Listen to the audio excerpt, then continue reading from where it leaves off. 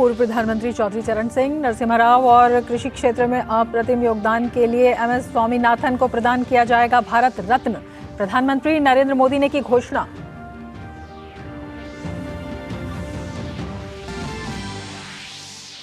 सरकार द्वारा लाए गए श्वेत पत्र पर लोकसभा में चर्चा जारी। वित्त मंत्री निर्मला सीतारमण ने कहा, 2014 से पहले नाजुक स्थिति में चल रही भारतीय अर्थव्यवस्था को मोदी सरकार ने शीर्ष 5 में पहुंचाया। वित्त मंत्री ने कहा, यूपीए सरकार के घोटालों से देश की छवि को हुआ नुकसान।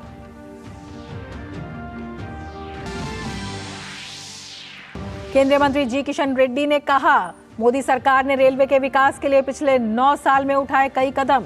रेल नेटवर्क मामले में भारत दुनिया में चौथे स्थान पर पहुंचा।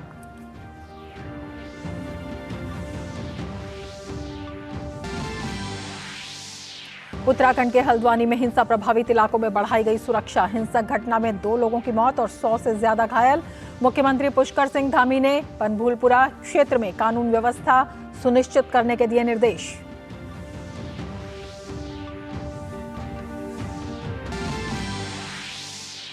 लैंड फॉर जॉब मामले में राबड़ी देवी और मीसा भारती को मिली अंतरिम जमानत। राउज एवेन्यू कोर्ट ने ईडी को नोटिस किया जारी।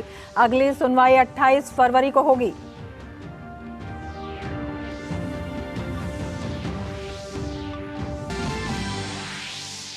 पाकिस्तान में संसदीय चुनाव के बाद वोटों की गिनती जारी। नवाज शरीफ और उनकी बेटी मरियम नवाज की जीत।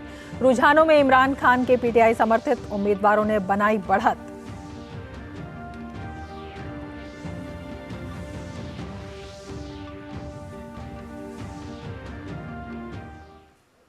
नमस्कार, डीडी न्यूज में आपका स्वागत है। मैं हूं रमा त्यागी। लेंगे समाचार विस्तार से। केंद्र सरकार ने चौधरी चरण सिंह को भारत रत्न देने का ऐलान किया है। इसकी जानकारी देते हुए प्रधानमंत्री नरेंद्र मोदी ने सोशल मीडिया प्लेटफॉर्म एक्स पर लिखा, हमारी सरकार का ये सौभाग्य है कि देश के पूर्व प्रधानमंत्री चौधरी चरण सिंह जी को भारत रत्न से सम्मानित किया जा रहा है। ये सम्मान देश के लिए उनके अतुलनीय योगदान को समर्पित है। उन्होंने किसानों के अधिकार और उनके कल्याण के लिए अपना पूरा जीवन समर्पित कर दिया था। उत्तर प्रदेश के मुख्यमंत्री रहे हों या देश के गृह मंत्री और यहाँ तक कि एक विधायक के रूप में भी उन्होंने हमेशा राष्ट्र निर्माण को गति प्रदान की। वे आपातकाल के विरोध में भी डटकर खड़े रहे। हमारे किसान भाई बहनों के लिए उनका समर्पण भाव और इमरजेंसी के दौरान लोकतंत्र के लिए उनकी प्रतिबद्धता पूरे देश को प्रेरित करने वाली है। केंद्र सरकार ने भारत के पूर्व प्रधानमंत्री पीवी नरसिम्हा राव को भारत रत्न से सम्मानित करने की घोषणा की है। प्रधानमंत्री नरेंद्र मोदी ने अपने सोशल मीडिया प्लेटफॉर्म एक्स पर इसकी सूचना देते हुए लिखा, ये बताते हुए खुशी हो रही है कि हमारे पूर्व प्रधानमंत्री श्री पीवी नरसिम्हा राव गारू को भारत रत्न से सम्मानित किया जाएगा।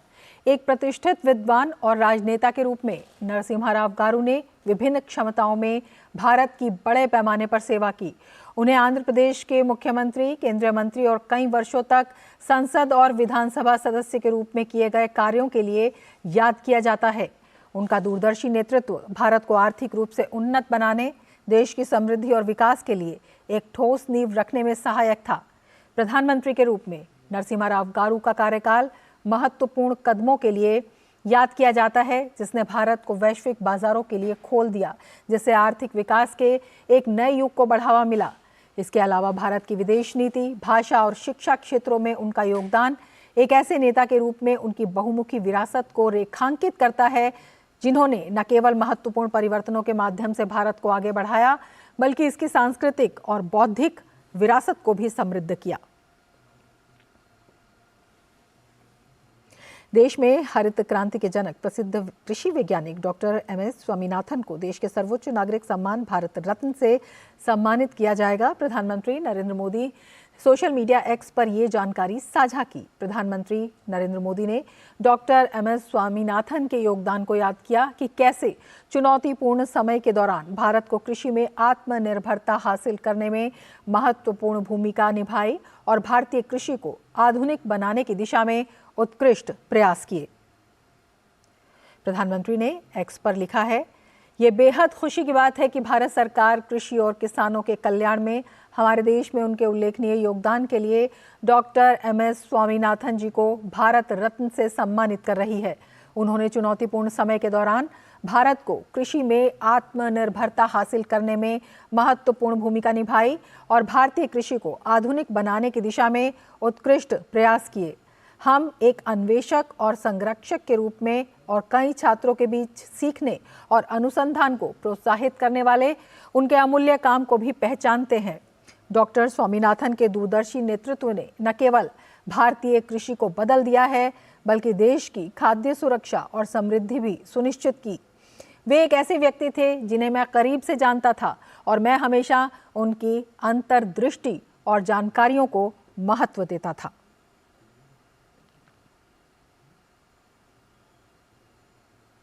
भारत के किसान नेता और पूर्व प्रधानमंत्री चौधरी चरण सिंह का जन्म 1902 में उत्तर प्रदेश के मेरठ जिले के नूरपुर में एक मध्यम वर्गीय किसान परिवार में हुआ था।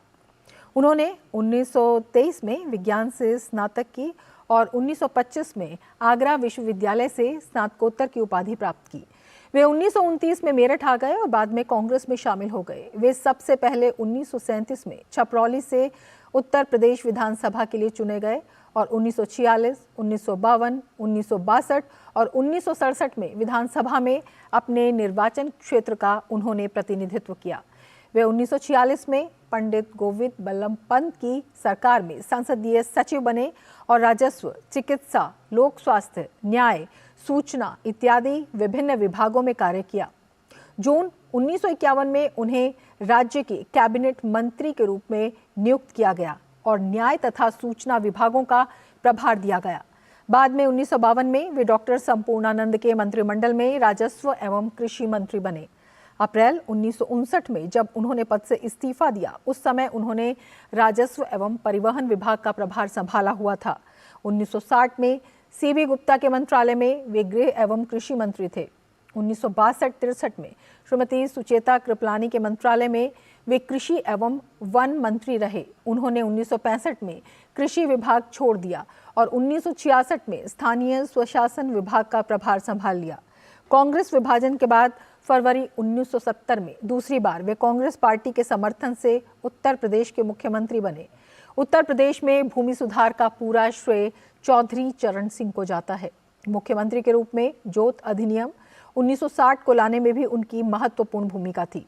चौधरी चरण सिंह ने अत्यंत साधारण जीवन व्यतीत किया और अपने खाली समय में वे पढ़ने और लिखने का काम करते थे।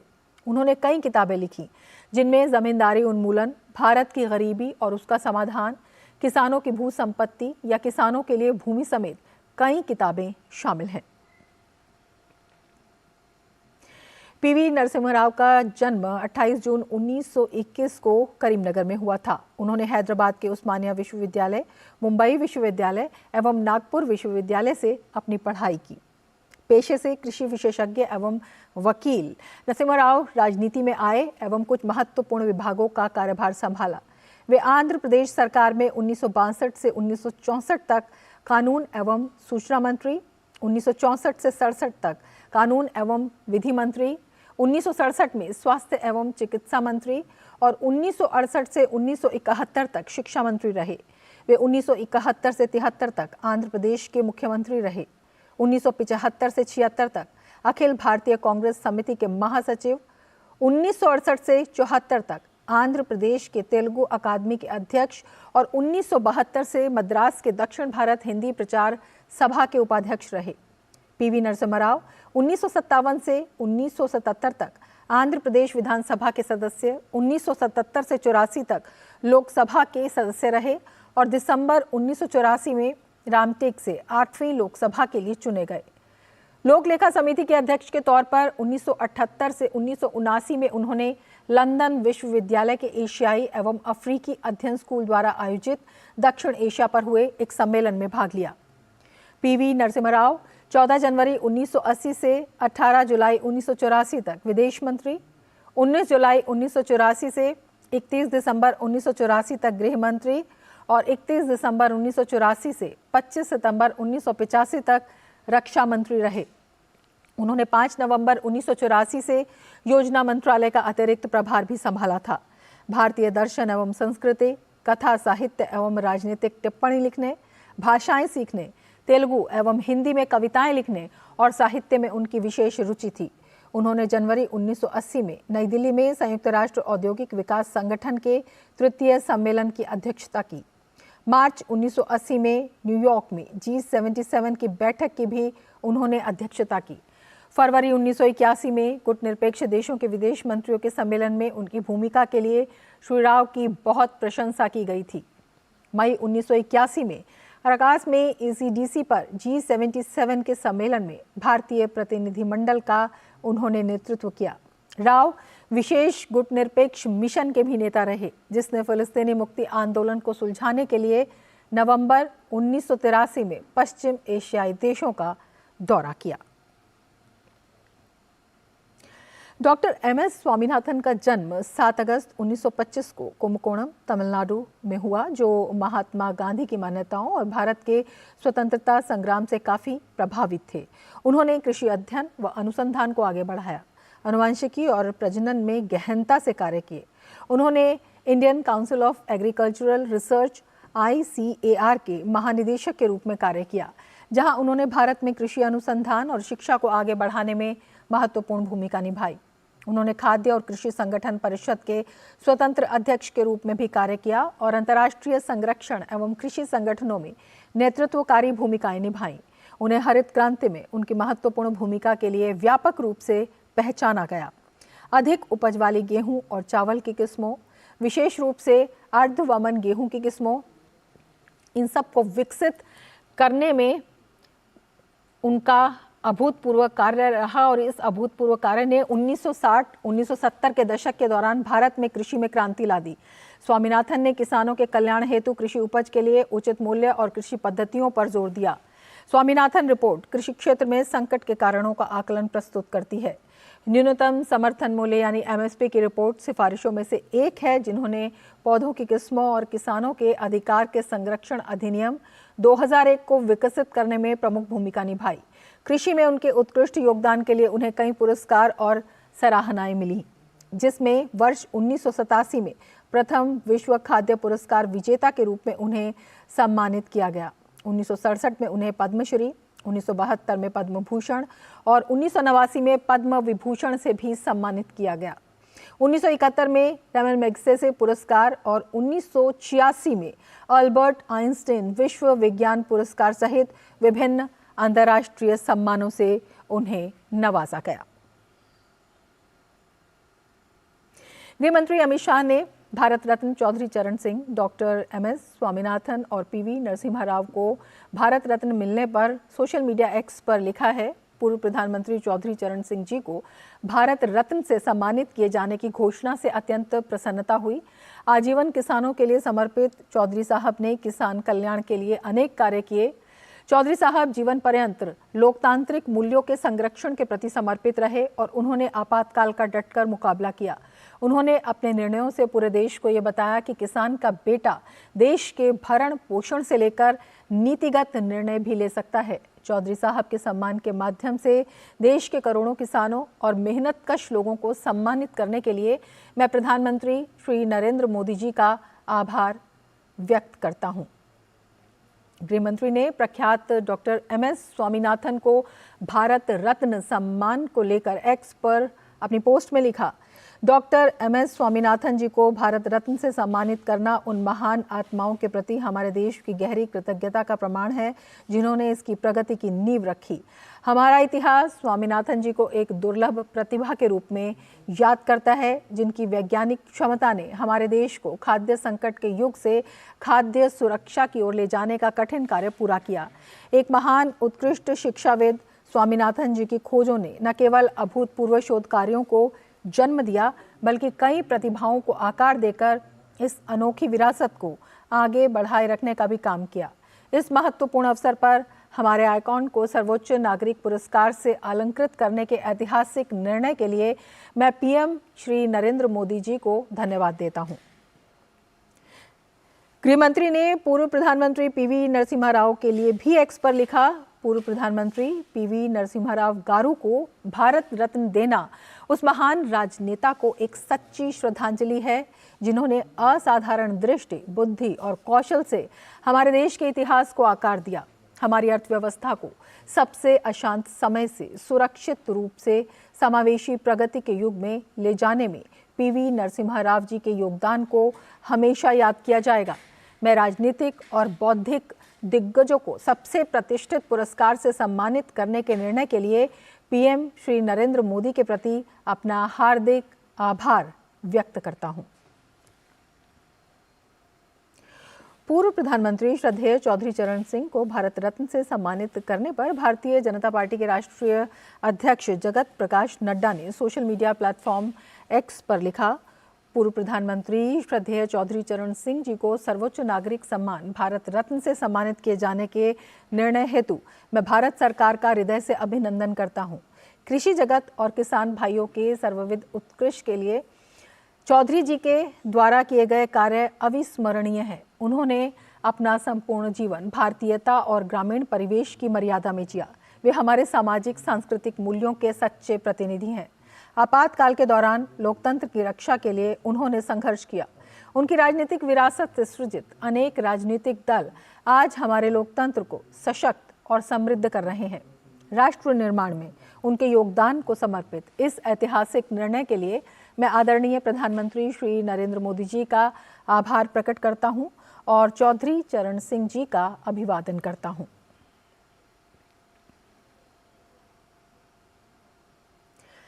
आगे बढ़ने से पहले वक्त है एक ब्रेक का। आप देखते रहिए डीडी न्यूज। बोला आप कौन? अरे वो सब छोड़ो, बहुत बढ़िया इन्वेस्टमेंट स्कीम आई है। आज 2000 डालोगे, कल 4 मिलेगा, परसों 8, फिर 16, फिर 32, फिर 64। लिंक भेज दिया, जल्दी क्लिक करो। यूपीआई कहता है इन फर्जी इन्वेस्टमेंट वाले स्कीमों में ना फंसो, अपने पैसे का ध्यान खुद रखो। क्या समझे? क्या समझेंगे, आप ही समझा लीजिए, हम क्या समझेंगे। आप भी ये जानकारी शेयर करें और अपने आसपास के भोले को बचाएं। लड्डू हम यहाँ बैठे बैठे पैसे बना सकते हैं।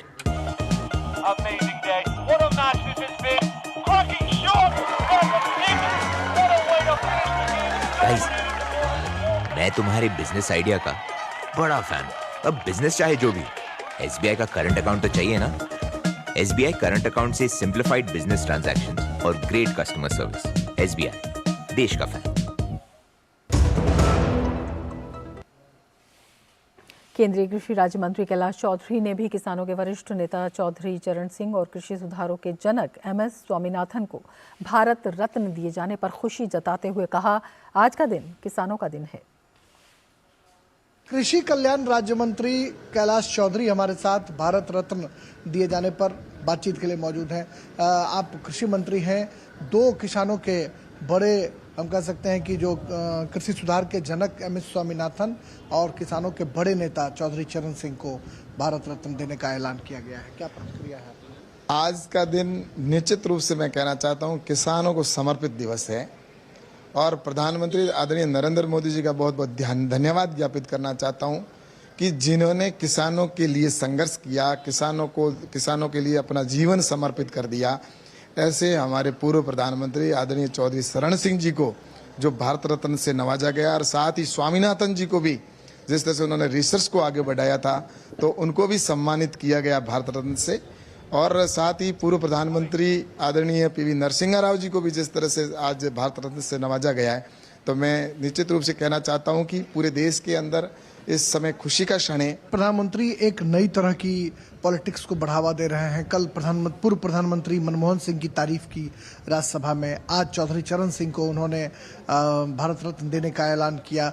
तो लगता नहीं कि देश में एक जो डेमोक्रेसी की जननी कहा जाता है हिंदुस्तान को, वह चीजें जो है वो चरितार्थ होती हुई दिख रही है। प्रधानमंत्री जी नरेंद्र मोदी जी अपने आप में दुनिया में एक अलग व्यक्तित्व है उनका और इसीलिए आज भारत भी आगे बढ़ रहा है और भारत के प्रधानमंत्री जी का पूरी दुनिया में स्वागत और सम्मान इसीलिए हो रहा है कि उन्होंने राजनीति से ऊपर उठकर काम किया। और आपने देखा होगा कि आज जिस तरह से पीवी नरसिम्हा राव जी को भारत रत्न से नवाजा गया है, प्रधानमंत्री नरेंद्र मोदी जी के लिए पूरा देश एक परिवार है। वो वास्तव में देश के लिए जीते और देश के लिए समर्पित भाव से काम कर रहे हैं। तो मुझे लगता है आज बहुत ही अच्छा निर्णय प्रधानमंत्री आदरणीय नरेंद्र मोदी जी ने किया है। कैमरामैन विनय तिवारी के साथ संसद भवन से मैं राजेश राज, डीडी न्यूज के लिए।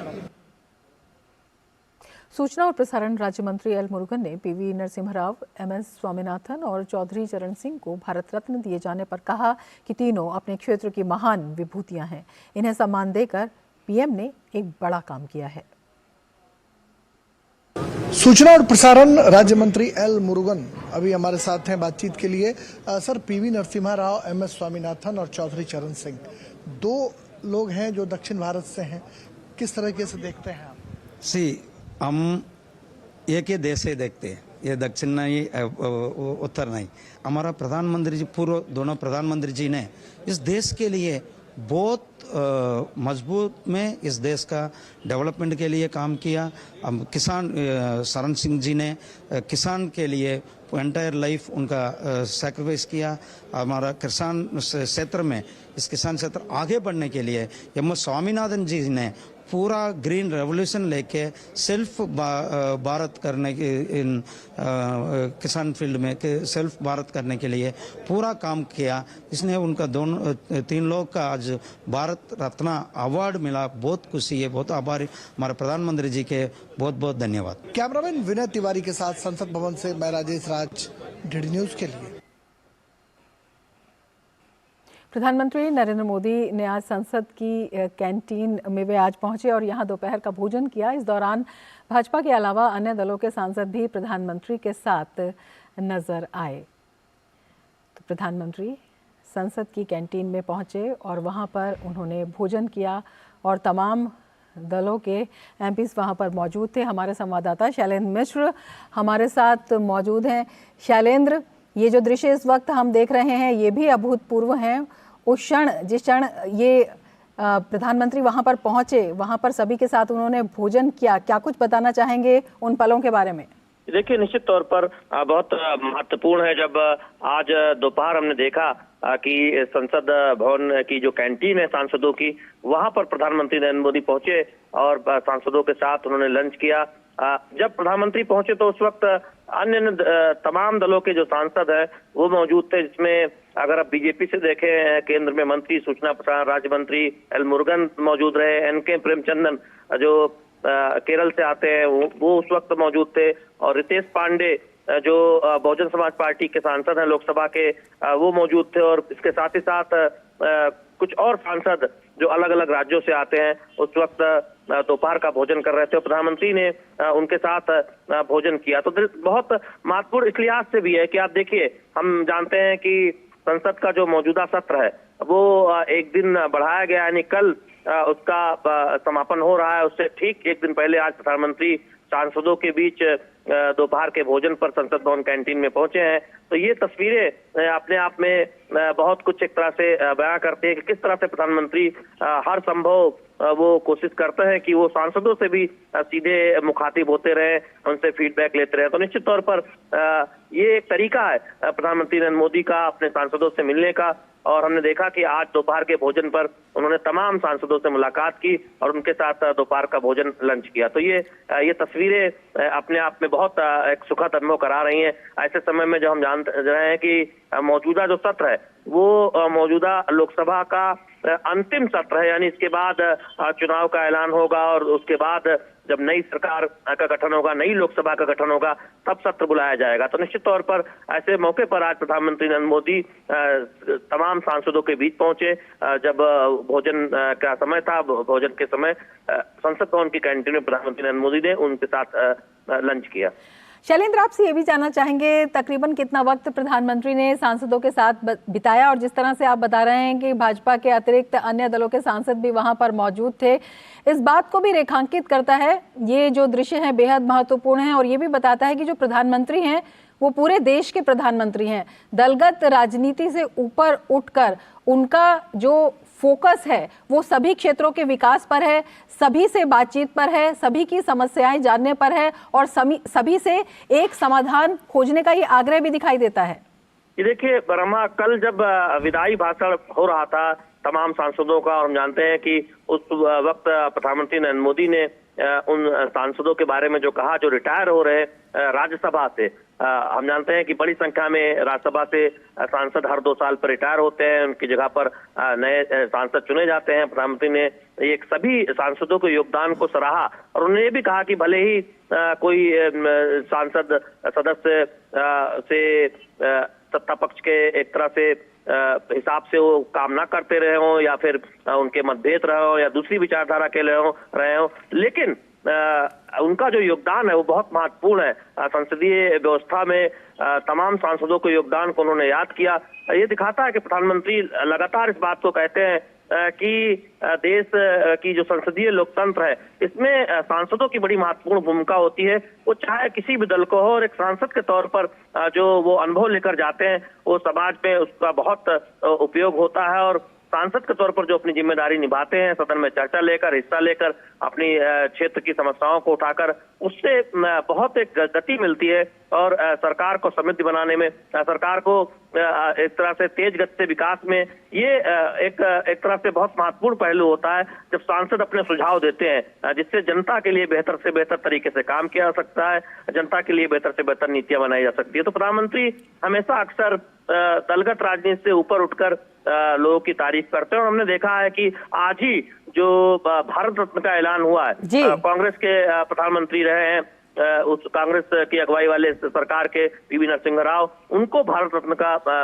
ऐलान किया गया है। इसके साथ ही साथ आप देखें इससे पहले कर्पूरी ठाकुर जिन्होंने इतना शानदार एक तरह से समाज के लिए काम किया, बिहार के मुख्यमंत्री रहे, उनको भारत रत्न का ऐलान प्रधानमंत्री नरेंद्र मोदी द्वारा किया गया। और इसके साथ ही साथ आप पहले अगर जाएं तो प्रमुख प्रणब मुखर्जी जो यूपीए सरकार के दौरान अलग अलग मंत्रालयों के मंत्री रहे, बहुत महत्वपूर्ण एक तरह से कहें हस्ती रहे हैं, देश की राष्ट्रपति पद पर रहे हैं, तो निश्चित तौर पर उनको भारत रत्न का ऐलान। तो इस तरह से तमाम ऐसे हस्तियों को भारत रत्न का ऐलान प्रधानमंत्री नरेंद्र मोदी की सरकार ने किया है जो जिनका भाजपा से या भाजपा की विचारधारा से कोई सीधा नाता नहीं रहा है। तो ऐसे में ये दिखाता है कि देश के लिए जिन्होंने काम किया है वो भले ही किसी विचारधारा का हो, प्रधानमंत्री लगातार उसकी तारीफ करते हैं और ये बात स्पष्ट तौर पर कहते हैं कि संसदीय लोकतंत्र में चर्चा होनी चाहिए। संसदीय लोकतंत्र में जो सांसदों की भूमिका है वो बहुत महत्वपूर्ण है।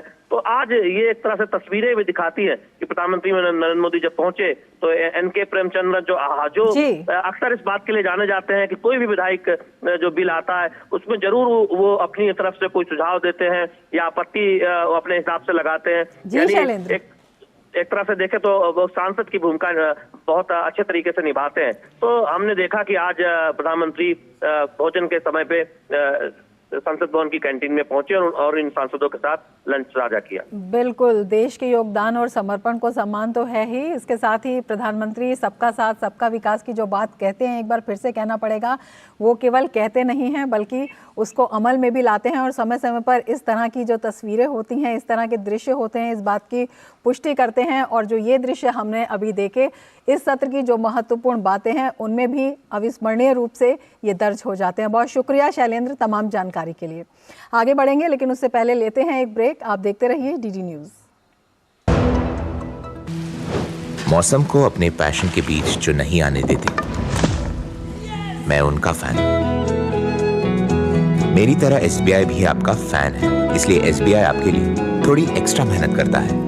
तो excellent customer service, assistance to MSMEs और टेक्नोलॉजी ड्रिवन बैंकिंग सॉल्यूशंस। घर छोड़ दूं, एसबीआई बदल रहा है क्योंकि हम एक बदलते देश के फैन हैं। एसबीआई, देश का फैन। ब्रेक के बाद फिर से आपका स्वागत है। आगे बढ़ते हैं। किसान नेता और भारतीय जनता पार्टी के सांसद वीरेंद्र सिंह मस्त ने भी चौधरी चरण सिंह और एमएस स्वामीनाथन को भारत रत्न दिए जाने पर खुशी जाहिर की है। आप किसान नेता हैं और देश के एक बड़े किसान नेता, महान नेता चौधरी चरण सिंह को भारत रत्न देने का ऐलान हुआ है। इससे प्रतीत होता है कि हमारे प्रधानमंत्री मोदी जी एक तपस्वी, पहला देश का प्रधानमंत्री जिन्होंने किसान के शक्ति को सम्मान दिया है। चौधरी चरण सिंह किसान नेता थे और स्वामीनाथन कृषि के क्षेत्र में जो उन्होंने अध्ययन पूर्वक जो रिपोर्ट जारी की है आज भी हमारे लिए पाथे है। इसलिए मैं बहुत ही धन्यवाद देता हूं अपने प्रधानमंत्री जी को, उनको प्रणाम करता हूं कि आप जो कहते हैं कि मेरे लिए 4 ही की प्राथमिकता है, किसान, जवान, गरीब और महिला, वो प्रकट हो रही है। क्या लगता है कि उत्तर प्रदेश के लोगों के लिए भी एक बड़ी चौधरी साहब कृषि अर्थव्यवस्था को और ग्रामीण अर्थव्यवस्था की ताकत को जानते थे और मोदी जी पहली बार कृषि अर्थव्यवस्था के और ग्रामीण अर्थव्यवस्था के ताकत को पहचान कर उसका सम्मान किया है और किसानों के प्रति जो भाव है हमारे प्रधानमंत्री जी का, वो दुनिया का एक तरह से उदाहरण है। भारतीय जनता पार्टी के सांसद वीरेंद्र सिंह मस्त, जिनका साफ तौर पर ये कहना है कि किसानों के बड़े रहनुमा थे चौधरी चरण सिंह और MS स्वामीनाथन, जो हैं वो कृषि के मामले में जो उन्होंने कार्य किए हैं इसके लिए उनको प्रधानमंत्री मोदी ने सम्मान दिया है। PM मोदी किसानों की ताकत को जानते हैं, शायद यही वजह है कि उन्होंने इन लोगों को सम्मान देने की कोशिश की है। कैमरामैन विनय तिवारी के साथ संसद भवन से मैं राजेश राज, DD न्यूज के लिए। बिहार के पूर्व डिप्टी CM और राज्यसभा सांसद सुशील मोदी ने भी PV नरसिम्हा राव और प्रसिद्ध कृषि वैज्ञानिक डॉक्टर MS स्वामीनाथन को भारत रत्न दिए जाने पर अपनी प्रतिक्रिया देते हुए कहा कि जिस PV नरसिम्हा राव का अंतिम संस्कार कांग्रेस ने दिल्ली में नहीं करने दिया, जिस PV नरसिम्हा राव को प्रधानमंत्री नरेंद्र मोदी ने उन्हीं को सम्मान दिया है। कांग्रेस के द्वारा उपेक्षित देश के महापुरुषों को भारत रत्न से PM नरेंद्र मोदी ने सम्मानित किया है। आइए देखते हैं ये खास बातचीत। कैसे देखते हैं 3 बड़ी हस्तियों को भारत रत्न देने का ऐलान किया गया है? PV नरसिम्हा राव तो कांग्रेस के प्रधानमंत्री थे 91 से लेकर 96 तक, और इस देश के अंदर जो रिफॉर्म्स हुए उसके वो जनक कहे जाते हैं। और उस नरसिम्हा राव का तो दिल्ली में इन लोगों ने दाह संस्कार होने दिया, उनके शव को हैदराबाद ले जाना पड़ा और इतने वर्षों तक कांग्रेस की केंद्र में सरकार रही, लेकिन नरसिम्हा राव को कभी सम्मानित नहीं किया। उसी प्रकार चौधरी चरण सिंह और MS स्वामीनाथन तो जो कृषि क्रांति के जनक माने जाते हैं, ऐसे लोगों को कांग्रेस ने कभी सम्मानित नहीं किया। और ये गौरव श्री नरेंद्र मोदी को प्राप्त हुआ है कि कांग्रेस के द्वारा उपेक्षित इस देश के ऐसे महापुरुषों को भारत रत्न से श्री नरेंद्र मोदी ने सम्मानित करने का काम किया है। बहुत शुक्रिया सुशील कुमार मोदी, जो कह रहे हैं कि PV नरसिम्हा राव, जिसको कांग्रेस ने बहुत अपमानित भी किया, उनके शव का अंतिम संस्कार तक दिल्ली में नहीं होने दिया, उसको भी उस महान हस्ती को भी भारतीय जनता पार्टी की सरकार और प्रधानमंत्री मोदी ने सम्मान दिया है। निश्चित तौर पर यह इसकी प्रशंसा की जानी चाहिए। कैमरामैन विनय तिवारी के साथ राजेश राज, DD न्यूज, दिल्ली। पूर्व प्रधानमंत्री और देश के बड़े किसान नेता के रूप में विख्यात चौधरी चरण सिंह, प्रसिद्ध कृषि वैज्ञानिक डॉक्टर MS स्वामीनाथन और पूर्व प्रधानमंत्री PV नरसिम्हा राव को भारत रत्न दिए जाने का भाजपा नेता प्रकाश जावड़ेकर ने स्वागत किया। दूरदर्शन संवाददाता शैलेंद्र मिश्र से बात करते हुए उन्होंने कहा कि इस फैसले से देश में खुशी की लहर है। 3 प्रमुख व्यक्तियों को भारत रत्न का ऐलान, चौधरी चरण सिंह, MS स्वामीनाथन और पूर्व प्रधानमंत्री PV नरसिम्हा राव। चौधरी चरण सिंह, स्वामीनाथन और नरसिम्हा राव को भारत रत्न देने पर पूरे देश में खुशी की लहर है। पहले प्रणब मुखर्जी, फिर कर्पूरी ठाकुर, लालकृष्ण आडवाणी, अब नरसिम्हा राव और चौधरी चरण सिंह। तो यही उदारता की देश के राजनीति में बहुत जरूरी है। दुर्भाग्य से अभी बांटने की राजनीति है। मोदी जी सही मायने में सबका आदर करके जोड़ने की राजनीति करते हैं। धन्यवाद। जोड़ने की राजनीति प्रधानमंत्री नरेंद्र मोदी कर रहे हैं और इसी वजह से चाहे कोई किसी दल का हो, अगर उसने देश के लिए महत्वपूर्ण काम किया है तो उसे भारत रत्न जैसा सर्वोच्च सम्मान दिया जा रहा है। यह कहना है प्रकाश जावड़ेकर, बीजेपी के वरिष्ठ नेता का। कैमरामैन सौरभ के साथ शैलेंद्र मिश्र, DD न्यूज, दिल्ली। पूर्व प्रधानमंत्री और देश के बड़े किसान नेता के रूप में विख्यात चौधरी चरण सिंह को भारत रत्न दिए जाने का केंद्रीय मंत्री संजीव बालियान ने स्वागत किया है। उन्होंने इसके लिए PM मोदी के प्रति आभार व्यक्त किया। दूरदर्शन संवाददाता शैलेंद्र मिश्र से खास बातचीत में उन्होंने अपने ये भाव व्यक्त किए। आइए देखते हैं। भारत रत्न दिया गया है चौधरी चरण सिंह को, MS स्वामीनाथन को और नरसिम्हा राव को। देखिए, चरण सिंह हमारे क्षेत्र से थे, पश्चिम उत्तर प्रदेश से, किसानों के सबसे बड़े नेता थे और हम बचपन से उनकी कहानियां सुनते हुए गांव में बड़े हुए हैं। हम सभी उन्हीं के फॉलोवर एक तरह से रहे हैं। पूरे पश्चिमी उत्तर प्रदेश में बल्कि पूरे देश में कहें तो किसान के सबसे बड़े नेता के तौर पर जाने जाते रहे चौधरी चरण सिंह। और MSP की जो सिफारिश है, क्या कीमत हो, MS स्वामीनाथन कमेटी की रिपोर्ट पर ही वो अनुशंसा मोदी सरकार ने अप्रूव की थी और अब इन दोनों को भारत रत्न, तो एक संकेत है कि किसानों के लिए फैसले भी लिए जाते हैं और जिन्होंने काम किया उनको भारत रत्न। बिल्कुल, देखिए, देश आजाद भारत में चौधरी चरण सिंह से बड़ा किसान नेता कोई नहीं हुआ और स्वामीनाथन जी की रिकमेंडेशंस ऐसी रही हैं कि स्वामीनाथन जी का नाम हमेशा के लिए अमर किसानों के बीच में हो गया। तो मुझे लगता है कि बहुत बड़ा स्वागत योग्य सरकार का निर्णय है। सर, क्या कहेंगे नरसिम्हा राव जी के बारे? मैं भी ये कहूंगा कि अक्रॉस पार्टी लाइन आदरणीय प्रधानमंत्री जी ने जो निर्णय लिया है कि पार्टी कोई भी हो, अगर किसी व्यक्ति ने देश के लिए काम किया तो सर्वोच्च सम्मान मिल सकता है, ये अच्छी बात है, उदारता है। कैमरामैन सौरभ के साथ शैलेंद्र मिश्र, DD न्यूज, दिल्ली। पूर्व प्रधानमंत्री PV नरसिम्हा राव को भारत रत्न दिए जाने की घोषणा से नरसिम्हा राव के पौत्र NV सुभाष ने प्रधानमंत्री नरेंद्र मोदी का आभार जताया।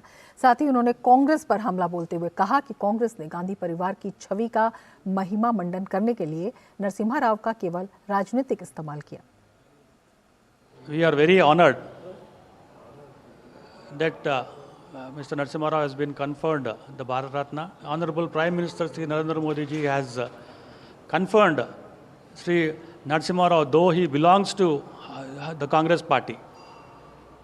Now we blame the UPA government, especially the Gandhi family, from 2004 to 2014, when UPA government was in power in center. Leave alone Bharat Ratna, leave alone any awards. He has been constantly, consistently have been insulted, and all the benefits which the Congress party has been attributed has been given to the Gandhi family. प्रसिद्ध वैज्ञानिक doctor MS Swaminathan की बेटी doctor Soumya Swaminathan ने भी उनके पिता को भारत रत्न दिए जाने के फैसले का स्वागत किया है। उनका कहना है कि उनके पिता ने हमेशा कृषि और किसानों के हित में निस्वार्थ भाव से काम किया और उनके काम को देश का सर्वोच्च नागरिक सम्मान मिलना बहुत खुशी की बात है। Naturally, I feel very proud and very happy that my father's work has been recognized by the highest civilian honor in India. Bharat Ratna is the highest honor that you can give. He has been recognized for his lifetime of contributions, of course, to agriculture, but more important to farmers' welfare in the country and also to the welfare of the poorest in society and the most vulnerable. So it is a matter of pride and satisfaction that his whole life's work has been recognized by the Government of India and by the Prime Minister. Chaudhary चरण सिंह को भारत रत्न दिए जाने पर उनके पोते और RLD अध्यक्ष जयंत चौधरी ने खुशी जाहिर की है। जयंत चौधरी ने प्रधानमंत्री नरेंद्र मोदी का आभार व्यक्त किया। साथ ही जयंत चौधरी ने पिता चौधरी अजीत सिंह का अधूरा सपना पूरा करने के लिए प्रधानमंत्री को विशेष धन्यवाद दिया। जो आज तक कोई भी पूर्व की सरकार नहीं कर पाई, वो फैसला बेबाकी से नरेंद्र मोदी जी के विजन से और प्रयासों से और उनके समर्पण भाव के कारण हो पाया। तो मैं फिर कोटि कोटि धन्यवाद देता हूं, आभार व्यक्त करता हूं। जो आज मुख्यधारा में लोग नहीं हैं, उनकी हिम्मत बढ़ाने का फैसला आज भारत सरकार ने लिया है। पूरे देश में सभी चौधरी साहब को मानने वाले लोगों के लिए खुशी की पल है। मैं चौधरी अजीत सिंह जी को भी याद करता हूं, ये उनका सपना था और इसलिए मैं कहता हूं दिल से मोदी जी को विशेष तौर से धन्यवाद और आभार कि आपने आज चौधरी अजीत सिंह जी का अधूरा सपना पूरा किया। उत्तर प्रदेश के CM योगी आदित्यनाथ ने पूर्व प्रधानमंत्री चौधरी चरण सिंह को भारत रत्न से सम्मानित किए जाने के फैसले को करोड़ों किसानों का सम्मान बताते हुए इसे अभिनंदनीय कदम बताया। देश के पूर्व प्रधानमंत्री, किसानों के मसीहा चौधरी चरण सिंह जी को भारत रत्न की घोषणा एक अभिनंदनीय घोषणा है। यह देश के करोड़ों किसानों का सम्मान है। उत्तर प्रदेश के लिए यह और भी अभिनंदनीय है क्योंकि चौधरी साहब उत्तर प्रदेश के मुख्यमंत्री के रूप में भी उन्होंने अतुलनीय सेवा उत्तर प्रदेश को दी। उनके नेतृत्व में उत्तर प्रदेश ने एक दिशा प्राप्त की थी। भाजपा सांसद रविशंकर प्रसाद ने पूर्व प्रधानमंत्री पीवी नरसिम्हा राव को भारत रत्न दिए जाने पर खुशी जताई है। साथ ही कांग्रेस पर हमला बोलते हुए रविशंकर प्रसाद ने कहा कि पीवी नरसिम्हा राव का अपमान उन्होंने किया। आज का दिन बहुत महत्वपूर्ण दिन है क्योंकि इस पूरे उसमें इकोनॉमिक रिफॉर्म की भी चर्चा है और मैं अपने प्रधानमंत्री नरेंद्र मोदी जी का अभिनंदन करूंगा कि देश की अर्थव्यवस्था में रिफॉर्म के सूत्रधार नरसिम्हा राव जी को उन्होंने भारत रत्न की आज घोषणा की है। और आज मुझे अनुमति दीजिए बोलने के लिए। वो कांग्रेस के नेता थे, उस पार्टी के अध्यक्ष रहे, उस पार्टी के प्रधानमंत्री थे, उस पार्टी के मुख्यमंत्री थे, लेकिन उनके शव को कांग्रेस पार्टी के दफ्तर में भी नहीं जाने दिया गया। तो कांग्रेस पर नरसिम्हा राव के अपमान का आरोप लगाया उन्होंने। साथ ही रविशंकर प्रसाद ने श्वेत पत्र के आंकड़ों पर कांग्रेस की बयानबाजी को लेकर भी पलटवार किया। बार बार मैं उधर से सुन रहा हूं कि हमें बदनाम करने के लिए ये झूठे आंकड़े लाए गए। भाई आपको हम क्या करें? देश की जनता ने आपकी छुट्टी कर दी 14 में, आपकी छुट्टी कर दी 19 में और 24 में तो 400 के पार लाने वाली है। तो देश की जनता ही आपको रिजेक्ट कर रही है, तो आप हमारे ऊपर क्यों आरोप लगा रहे हैं? भाई हम तो सच्चाई को बोल रहे हैं। श्वेत पत्र पर चर्चा के दौरान वित्त मंत्री निर्मला सीतारमण ने कहा कि यूपीए सरकार के आर्थिक कुप्रबंधन ने पूरे देश को अस्थिरता में धकेलने का काम किया। जिन गड्ढों को भरने में मोदी सरकार को 10 साल का समय लग गया। वित्त मंत्री ने कांग्रेस पर नियम और नियत साफ न होने का आरोप लगाया। When there was a global financial crisis and what happened post the COVID shows clearly that if the intent of the government is sincere, if नियत और नियम दोनों सही है तो अच्छा रिजल्ट मिलेगा। जब आपके नियत साफ नहीं है और आपके कार्रवाई भी साफ नहीं है, देश को इतना गंभीर अवस्था में छोड़कर आप चले गए, उसको सही करने में 10 साल माननीय प्रधानमंत्री जी मोदी जी का उनके डेडिकेशन के वजह से आज देश उभर कर आ रही है, पूरे दुनिया में सम्मान हो रही है। वित्त मंत्री ने कहा कि पूरी दुनिया ने देखा कि कैसे कॉमनवेल्थ गेम्स के दौरान करोड़ों रुपए का घोटाला हुआ। वित्त मंत्री ने कहा कि इसके विपरीत मोदी सरकार के कार्यकाल में दिल्ली में G20 के सफल आयोजन से वैश्विक सशक्तिकरण का और भारत के महाशक्ति की तरह उभरने का भी संदेश मिला। कॉमनवेल्थ गेम्स का इतना फ्लॉप शो हुआ, भारत का बदनाम हुआ पूरे दुनिया में। दिल्ली में ही 12 दिन का कार्यक्रम, उसमें कॉमनवेल्थ गेम्स के द्वारा पूरे देश में बदनाम हुआ, पूरे विदेश में बदनाम हुआ हमारा। मगर आज देखिए G20 7 प्लेसेस में पूरे भारत देश में, किसी एक स्टेट को छोड़ा नहीं। आप भी करो भैया, आप भी होस्ट करो, आपके चीफ मिनिस्टर भी उसमें बैठ जाओ और आपके लोकल प्रोडक्ट्स का भी उन विदेशी मेहमानों को दिखाओ, आपके टूरिज्म बढ़ाओ। ये सब करके पूरे देश को साथ लेकर के G20 को इतना शानदार तरीके से चलाया मोदी जी ने। देश का सम्मान विदेश में बढ़ा है, ना कि बर्बाद हुआ।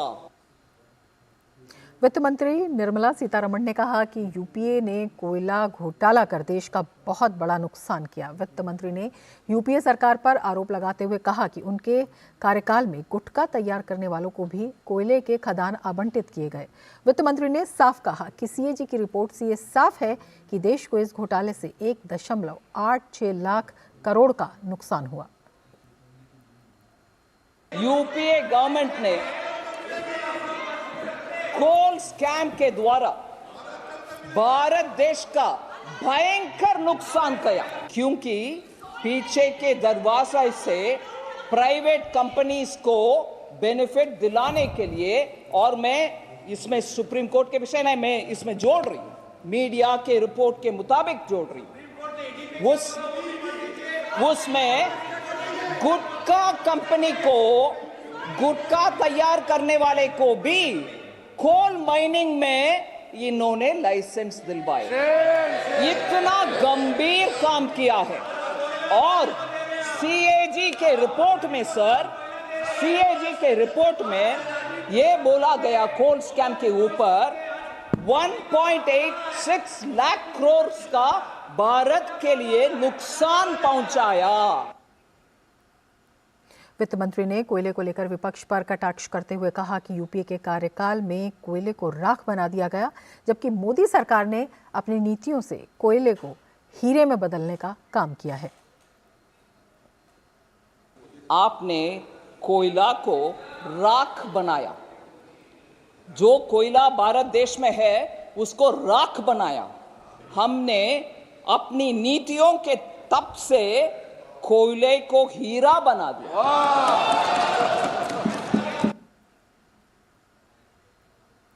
वित्त मंत्री ने कहा कि प्रधानमंत्री नरेंद्र मोदी के सशक्त नेतृत्व में 10 वर्षों में नाजुक अर्थव्यवस्था से आज देश दुनिया की 5 बड़ी अर्थव्यवस्था वाले देशों में एक बना है। White paper has been laid on the table by a government which, after 10 full years of pulling out an Indian economy which was in a state of fragile 5 to reach the stage of top 5 economy and on the verge of reaching top 3 position.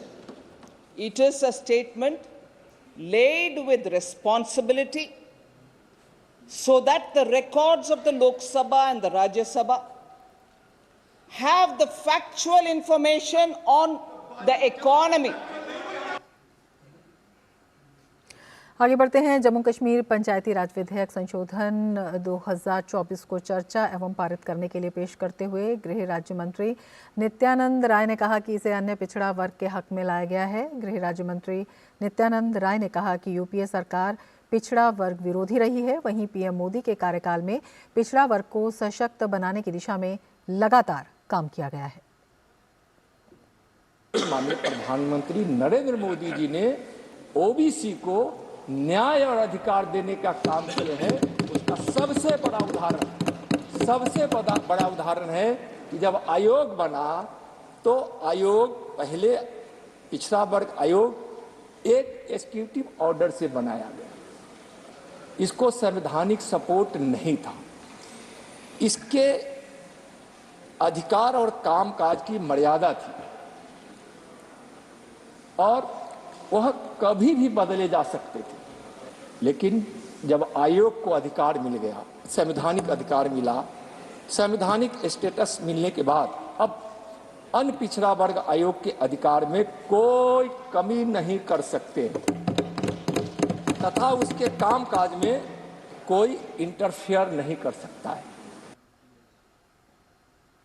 और अब खबर उत्तराखंड से। उत्तराखंड के नैनीताल जिले में हल्द्वानी के बनभूलपुरा में अवैध अतिक्रमण को हटाने को लेकर हुई कल आगजनी और पथराव के बाद अब स्थिति नियंत्रण में है। हाईकोर्ट के निर्देश पर जब कल नगर निगम की टीम अवैध अतिक्रमण हटाने बनभूलपुरा पहुंची तो अराजक तत्वों ने पुलिस और प्रशासन के अधिकारियों और कर्मचारियों पर पथराव कर दिया। नैनीताल जिला प्रशासन के अनुसार इस घटना में 2 लोगों की मौत हो गई और 50 से ज्यादा पुलिसकर्मी घायल हुए, जिसके बाद पुलिस ने अराजक तत्वों पर कार्रवाई की और आंसू गैस छोड़ी। वहीं हल्द्वानी नगर क्षेत्र में एहतियात के तौर पर कर्फ्यू लगाया गया है और स्कूलों और इंटरनेट सेवा को फिलहाल बंद कर दिया गया है। वहीं आज राज्य की मुख्य सचिव राधा रतूड़ी और पुलिस महानिदेशक अभिनव कुमार ने प्रभावित क्षेत्र का दौरा कर स्थिति का जायजा लिया। वहीं सरकारी कार्य में बाधा डालने पर अराजक तत्वों द्वारा किए गए बवाल पर नैनीताल की जिलाधिकारी वंदना सिंह ने बताया कि किस प्रकार योजनाबद्ध तरीके से अतिक्रमणकारियों ने कार्य प्रभावित करते हुए पुलिस प्रशासन पर पत्थर और पेट्रोल बम से हमला किया। इस बीच उत्तराखंड के मुख्यमंत्री पुष्कर सिंह धामी ने हल्द्वानी के बनभूलपुरा क्षेत्र में शांति एवं कानून व्यवस्था सुनिश्चित करने के लिए एडीजी कानून और व्यवस्था एपी अंशुमान को प्रभावित क्षेत्र में कैंप करने के निर्देश दिए हैं। मुख्यमंत्री ने अवैध निर्माण को हटाए जाने के दौरान पुलिस एवं प्रशासन के अधिकारियों एवं कार्मिकों पर हुए हमले तथा क्षेत्र में अशांति फैलाने की घटना को सख्ती से लेते हुए अराजक तत्वों के विरुद्ध सख्त कार्रवाई करने के निर्देश दिए हैं। मुख्यमंत्री आवास में उच्च स्तरीय बैठक लेते हुए मुख्यमंत्री ने उच्च अधिकारियों को निर्देश दिए कि जिलाधिकारी नैनीताल से निरंतर समन्वय बनाकर रखें। उन्होंने एडीजी कानून व्यवस्था और जिलाधिकारी नैनीताल को घटना के दोषियों के विरुद्ध सख्त कार्रवाई कर क्षेत्र में शांति व्यवस्था सुनिश्चित करने के लिए कहा है। मुख्यमंत्री ने कहा, आगजनी और पथराव करने वाले एक एक दंगाई की पहचान कर उन पर कार्रवाई की जाए। मुख्यमंत्री ने स्पष्ट निर्देश दिए हैं कि प्रदेश में कानून व्यवस्था के साथ खिलवाड़ करने वालों पर सख्त से सख्त कार्रवाई की जाए। वहीं हल्द्वानी की घटना पर उत्तराखंड पुलिस के प्रवक्ता आईजी नीलेश आनंद भरने ने कहा कि घटना की जांच हो रही है। उन्होंने कहा, पुलिस ने इस बवाल के दौरान तत्परता के साथ काम किया है और उसी का परिणाम है कि ये घटना ज्यादा देर तक नहीं चली। पुलिस फोर्स लगी हुई है। 30 तारीख से ही जो है इस घटना के पहले भी जो है, कल की घटना के पहले 30 तारीख कई बैठकें हुई है, फ्लैग मार्च हुआ है, कई नोटिसें दी गई है, ड्रोन से सर्वे भी किया गया है। तो ऐसा नहीं है, पुलिस को संवेदनशीलता और पूरे एरिया की जानकारी है। पुलिस फोर्स के साथ पुलिस वहाँ मौके पे गई थी। दंगाई जरूर जो है कुछ प्लानिंग होगी दंगाइयों की और इस तरह से उन्होंने मौके का फ़ायदा उठाया और पुलिस पे जो है आगजनी पथराव किया है। हल्द्वानी की घटना के बाद मुख्यमंत्री पुष्कर सिंह धामी के निर्देश पर प्रदेश के कई जिलों के प्रशासन अलर्ट पर हैं। सीमांत जिले हरिद्वार में पुलिस ने चौकसी बढ़ा दी है। जिले के सभी बॉर्डर्स पर चेकिंग अभियान तेज किया गया है और प्रदेश में प्रवेश करने वाले वाहनों पर कड़ी निगरानी रखी जा रही है। वहीं जिले में कई मिश्रित आबादी वाले क्षेत्र में पुलिस अपनी निगरानी बनाए हुए है। एसएसपी प्रमेंद्र सिंह डोभाल ने भी कई क्षेत्रों का भ्रमण कर स्थिति का जायजा लिया। उन्होंने बताया कि घनी आबादी वाले इलाकों की ड्रोन के जरिए निगरानी हो रही है। साथ ही पुलिस अलग अलग समुदायों के धर्मगुरुओं के साथ शांति व्यवस्था बनाए रखने की अपील कर रही है। पुलिस फोर्स लगी हुई है। 30 तारीख से ही जो है इस घटना के पहले भी जो है, कल की घटना के पहले 30 तारीख कई बैठकें हुई है, फ्लैग मार्च हुआ है, कई नोटिसें दी गई है, ड्रोन से सर्वे भी किया गया है। तो ऐसा नहीं है, पुलिस को संवेदनशीलता और पूरे एरिया की जानकारी है। पुलिस फोर्स के साथ पुलिस वहाँ मौके पे गई थी। दंगाई जरूर जो है कुछ प्लानिंग होगी दंगाइयों की और इस तरह से उन्होंने मौके का फ़ायदा उठाया और पुलिस पे जो है आगजनी पथराव किया है। हल्द्वानी में हुई घटना के बाद दून पुलिस भी अलर्ट मोड पर है। थाना और चौकियों पर तैनात पुलिस बल के साथ साथ पुलिस कार्यालय बल को भी हाई अलर्ट पर रखा गया है। देहरादून के वरिष्ठ पुलिस अधीक्षक अजय सिंह ने सभी थाना प्रभारियों को अपने अपने थाना क्षेत्र के अंतर्गत संवेदनशील स्थानों पर सुरक्षा के व्यापक प्रबंध और सघन चेकिंग सुनिश्चित करने के निर्देश दिए। आगे बढ़ते हैं। फ्रांस की विमान निर्माता एयरबस ने विमान दरवाजों का सबसे बड़ा निर्यात ऑर्डर भारतीय कंपनी को दिया है। नई दिल्ली में नागरिक उड्डयन मंत्री ज्योतिरादित्य सिंधिया ने एयरबस इंडिया के अध्यक्ष रेमी माइलार्ड के साथ इसकी घोषणा की। एयरबस A220 सिंगल आइजो विमान के लिए विमान के दरवाजों का निर्माण भारतीय एरोस्पेस और रक्षा निर्माता डायनामेटिक टेक्नोलॉजीज द्वारा किया जाएगा। ज्योतिरादित्य सिंधिया ने कहा कि ये किसी भारतीय एरोस्पेस विनिर्माण कंपनी के लिए सबसे बड़े निर्यात अनुबंधों में से एक है। उन्होंने कहा, ये सौदा भारतीय एरोस्पेस तंत्र में विमान दरवाजा बनाने की तकनीक लाने में काफ़ी मदद करेगा। एयरबस इंडिया के अध्यक्ष रेमी माइलार्ड ने कहा कि आने वाले वर्षों में भारत से $1.5 अरब की खरीद की ओर एक बड़ा कदम है।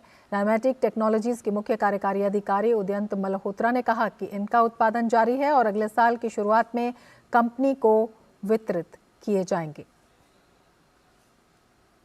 आने वाला समय इलेक्ट्रिक व्हीकल्स का समय होगा, जो वायु प्रदूषण को कम करने के साथ साथ सुलभ और आर्थिक बचत भी करने वाला साबित होगा। ये कहना है सड़क और परिवहन मंत्री नितिन गडकरी का। काइनेटिक ग्रीन कंपनी की ओर से ई लूना लॉन्च की गई, जिसे लॉन्च किया केंद्रीय मंत्री नितिन गडकरी ने। कार्यक्रम को संबोधित करते हुए सड़क परिवहन एवं राजमार्ग मंत्री नितिन गडकरी ने कहा कि पहले लोगों को संशय था कि भारत में इलेक्ट्रिक व्हीकल प्रोजेक्ट सफल नहीं होगा, लेकिन बीतते समय के साथ उनकी ये भ्रांति अब दूर हो रही है। उन्होंने कहा आने वाले 5 सालों में आपको इलेक्ट्रिक बसें भी मिलेंगी, जो सस्ती होंगी, सुलभ होंगी। साथ ही उन्होंने कहा कि ई लूना जैसे प्रोजेक्ट्स भारत के निम्न वर्ग के लिए वरदान साबित होंगे। पत्रकार मुझे अक्सर प्रश्न पूछते थे जब मैं इलेक्ट्रिक व्हीकल की वकालत करता था कि अगर रास्ते में बंद होगी तो क्या होगा, ये होगा तो क्या होगा।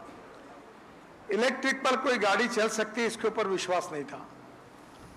पर आज हमारे देश में electric vehicle, 2 wheeler, 4 wheeler, 3 wheeler, buses इतनी पॉपुलर हुई है कि अब बड़े प्रमाण पे मेरा विश्वास है कि 5 साल के अंदर देश में आपको इलेक्ट्रिक बसें दिखेगी।